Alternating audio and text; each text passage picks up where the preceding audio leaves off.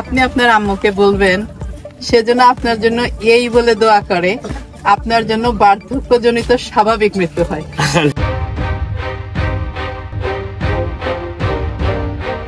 মহান আল্লাহর নামে, যিনি পরম করুণাময় এবং অত্যন্ত দয়ালু।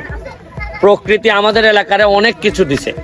আমার কাছে ভাগ্যবান আমি মনে করি যে এই কারণে যে আমি এমন এক এলাকার এমপি, এইখানে প্রতিটা জায়গায় মনে হয় যে একটা পর্যটনের একটা জায়গা। আমি একটা জায়গায় আসছি, এটা হচ্ছে গিয়ে পানছড়ি ইকো রিসোর্ট, কিন্তু ইকো রিসোর্ট এখনো কিছুই করা হয় নাই। এটা প্রায় 28 একর জায়গা। এটা পর্যটনের জন্য মানে পরিপূর্ণভাবে প্রস্তুত। আপনারা আমি কি বলবো যে যদি এই জায়গায় আসেন, এত নীরব, বিশেষ করে তাঁবু দিয়ে যদি আপনি থাকতে চান, মানে এত নীরব এবং চারদিকে প্রকৃতি। আমি এমপি হিসাবে আগামী কয়েক মাসের মধ্যে এই জায়গাটা পাকা করে দিব। তাইলে একেবারে চা বাগানের ভিতর দিয়ে আপনি মাত্র 3.5 থেকে 4 ঘন্টার মধ্যে ঢাকা থেকে আপনি এই জায়গায় আসতে পারবেন, থাকতে পারবেন, বা যা যা ব্যবস্থা দরকার আমারে যদি বলেন আমি ব্যবস্থা করব। আমি এখানে একজন টুরিস্ট আসছেন, পর্যটক আসছেন, তার সাথে একটু কথা বলতে চাই। ম্যাডাম একটু আসেন প্লিজ।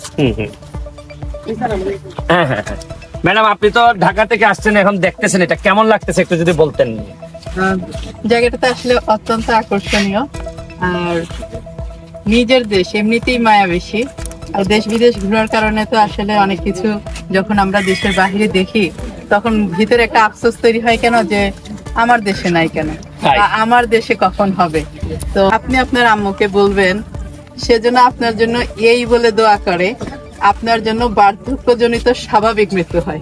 না না না না, আমি দোয়া চাই জানি না। বার্ধক্যজনিত স্বাভাবিক মৃত্যু এই জন্য আপনাকে দেশের লোকের অনেক দরকার। না আমি জানি না, আমি আসলে এই ভিডিও থেকে বিদায় নেওয়ার আগে আপনাদের সবাইকে দাওয়াত দিয়ে নিচ্ছি যে আমার কাছে মনে হয় আমার যতটুকু সক্ষমতা আছে, প্রতিটা এলাকারই কিছু না কিছু বৈশিষ্ট্য থাকে, এই কারণে এলাকাটার অনেক দূর নিয়ে যাওয়া যায়।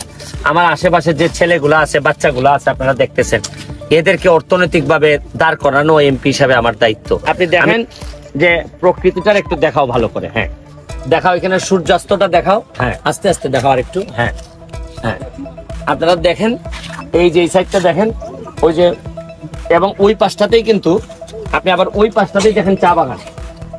চা বাগানের পাশেই এরকম একটা মনোরম পরিবেশে অনেক প্রতিদিন বিকালে এখানে পর্যটক আসেন।